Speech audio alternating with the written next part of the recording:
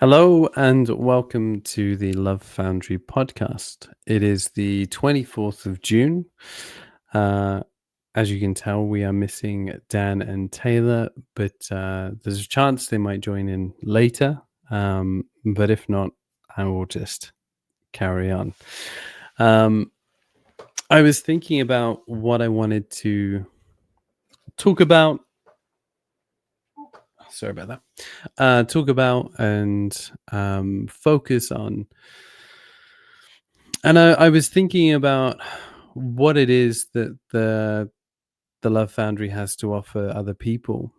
So I had to look at what it has to offer me. And obviously, Dan and Taylor are um, fundamental pillar stones in how I associate the Love Foundry. Um, and for me, it's brotherhood in the truest sense of the word. And it's not a word that I use very often, and probably other people use very often. Um, but it really does sum it up. And it for me, what we share and what I think has been so beautiful in the time that we've been connecting and meditating together, and now and then doing a podcast together, um, is we have a shared truthful seeking for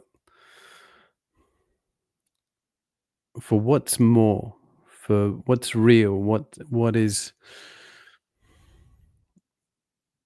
the greater aspect of life, what's the greater aspect of yourself. And these are things I know to be much greater than they seem.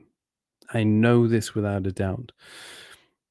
Now, what that is, I think I'm a lot clearer on, but I think I'm wildly far from knowing what that is. But it doesn't mean I can't get a lot closer to it in however many years I have left in this life. Um, but to find other people, and I have many beautiful, wonderful friends who have incredible perspectives and understandings and depth. Um, there's something very special to both Dan and Taylor, um, and how we seem to meet. And I don't quite know how what I offer to them, but maybe that's our blindness that we all have of ourselves.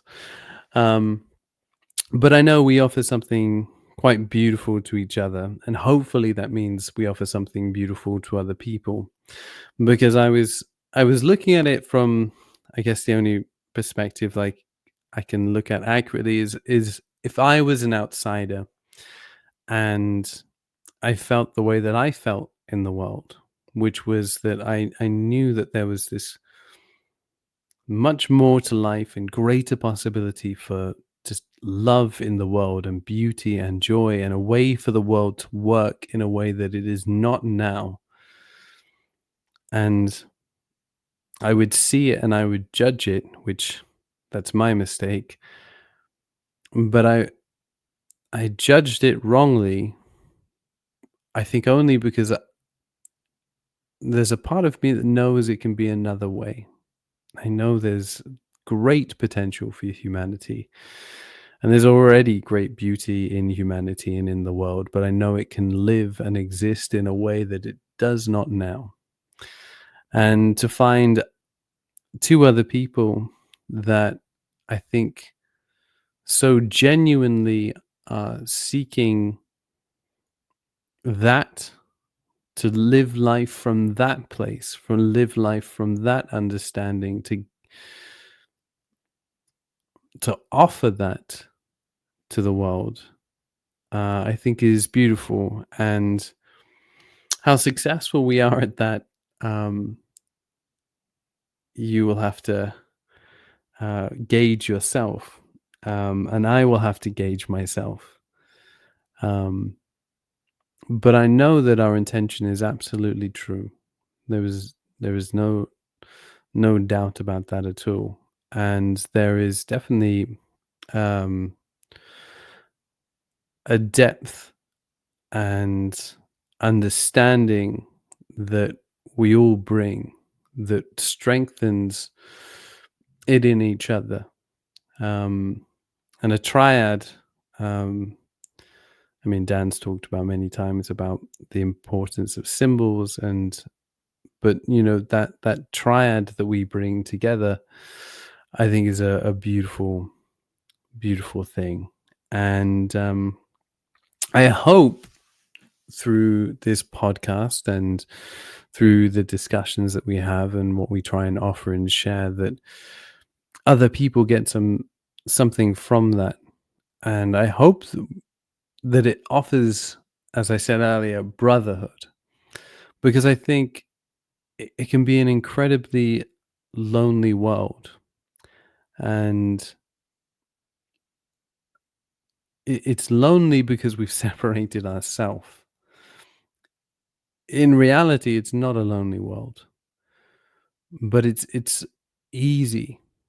Um, and in fact, I mean, it's unnatural, but it is natural within what is like human living now, to live from this place of ego and self, and get completely lost in that life, in material life, in ego life. And you can be distracted and you can have some fun, but ultimately it's shallow, and at a certain point you feel it. No matter what stage you're at in life, you'll feel it. And I think I was at a certain place where I could go no further without going deeper. It was just too painful to live not with bringing that focus and awareness stronger to me. And I'd already a long time before that made a choice to live from a very different place, and I was trying to be this very nice person, and spiritual things were of interest to me, but none of them seemed to click. Um, Even trying like different religious things, um, but I enjoyed aspects of them, but they just never it never felt like, oh, this is it. Like this is what I've been looking for. And the great beauty, I think, of um well, actually, it wasn't Dan or Taylor. I found a friend of Dan, who's a wonderful man called Steve, and hopefully we'll have him on the podcast at some point. But uh I found Steve, and Steve wasn't it, but and nor is Dan, and nor is Taylor. They are not it. But Steve had something, and I was like, wait, hold on. You've got a level of understanding in this that that excites me, because I want to get that level of understanding. Not through him, not a guruship, but sorry if you can hear that helicopter. We are in LA. Um, but if he'd found some answers within himself, his self. I'm English, but it speak it like it's a second language. Um, but if he'd found that within him, then that was exciting to me to see if he had ideas and ways in which I could find that within myself. And in a sense, he did, because he invited me to a meditation group, which was, we would phone in, and there was multiple other people on the phone call, and we would connect together, kind of a bit like in this podcast, where we kind of it unfolds. And Dan was one of the people on there, and Taylor was one of the people on there, and I thought it was absolutely bizarre to begin with, but I kept on turning up, and eventually I kind of gained more understanding about what they were talking about. And rather than just thinking, oh God, this is very esoteric, I started to see more of what it was they were unfolding. And then I found the beauty in it. And yeah, the rest is kind of history. And then me, Dan, and Taylor, we just kept on wanting more, I guess, and we started doing it almost every day and inviting other people to it. But uh, the the consistency was with us, and it brought a certain um, clarity and vibration when the three of us were together. So for whatever reason, it worked really well and really beautifully, and they've been really important people in my life for multiple different reasons for a long time. And I would be, I would at least feel lost, and would feel less whole if I hadn't have found them, if we hadn't have brought that commitment and clarity together. And we bring group, that triad, we bring group. um and even if it's just two of us, we're still bringing group to the situation, and that strengthens things. And I think there's great power and importance to group, to offering ourselves to others, to being a mirror for others. And when we're doing that and we're seeking the highest,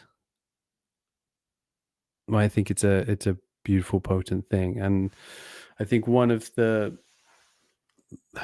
beautiful things that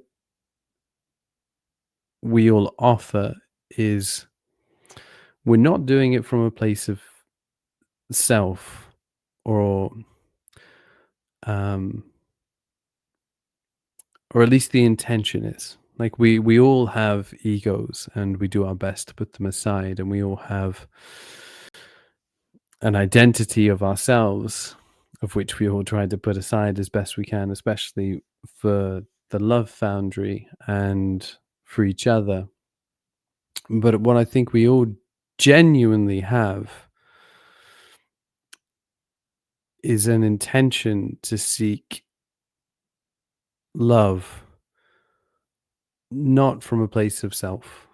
And by that, I mean that I think there's a lot of spirituality out there from very wise and kind and beautiful people.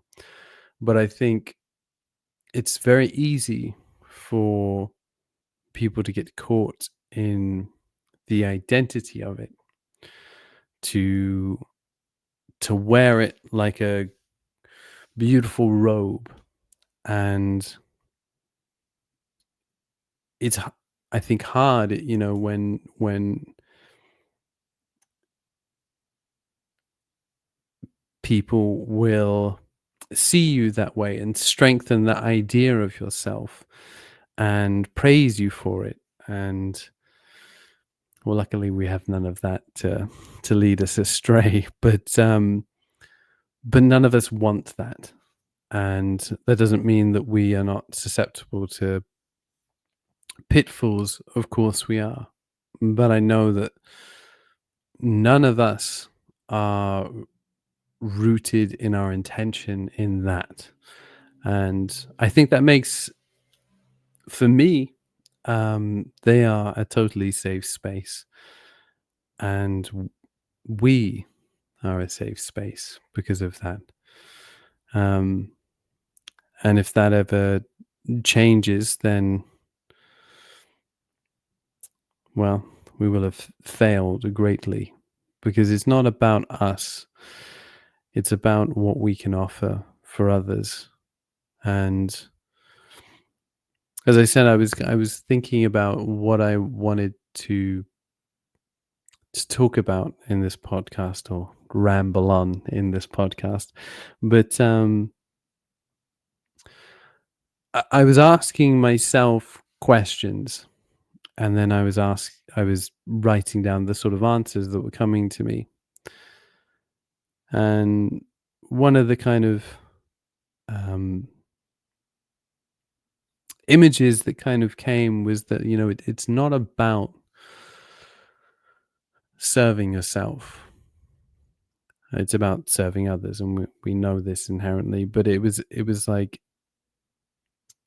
if we're all plants and there's a lack of water, you don't water yourself. You water the garden. You put your energy into that which is around you. Then that which is around you feeds you. Rather than, I think, it's just like, oh, let me fix myself, and then maybe I'll work on others. And I mean, it's not quite true what I just said, because I can't fix anyone, but I can offer something beautiful to others, for others. And I think there's a slight difference in there that I don't know myself fully, the importance of it. But there's something to wanting to give of yourself, just for the potential to hold them up, to offer a space for them that could lead to love, regardless of whether they choose to take it or not. I think that is just such a beautiful way to live in the world. And I think it's the only real power that we have. And if we do, and if we do it with genuine intention and genuine love to the greatest of our ability, I think it changes the space around you. I think it offers something beautiful for other people, of which, once again, they can accept or deny. But I think the stronger we get at offering that to others, that connection, that brotherhood, that safe space, then I think we free them of a lot of fears from rejecting it. Or yes. So anyway, I'm going to keep this short, because I'm going to ramble on forever otherwise. But I hopefully, that maybe clarifies something for someone out there, maybe. Um, but if that is something that you feel, if this does feel like a safe space, if this does feel like a connection to you that you want, that you need, that offers something, let us know. We the Love Foundry, we're on social media. I'm gonna do my best to get more on top of the social media and ways of interaction, and link it all together. It is not my forte, but I will do the best I can to get those things going in a more intuitive and more obvious way, because it for me, it's really important, the interaction of other people, because it's in so many ways, it's not about me, Dan, or Taylor.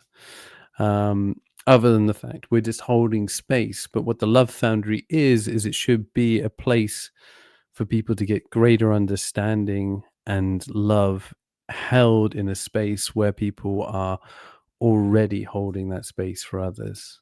And that's a beautiful thing. And it's important that people are able to interact with that and join it and be a part of it and share and give within it and become part of that space. So yes, I will do better to get on top of all of those things, and I would love to hear from you, and I'm sure Dan and Taylor would love to hear from you. So short and sweet, maybe, but thank you very much, and hopefully in the next one we will all be able to be there to do a podcast. Thank you very much.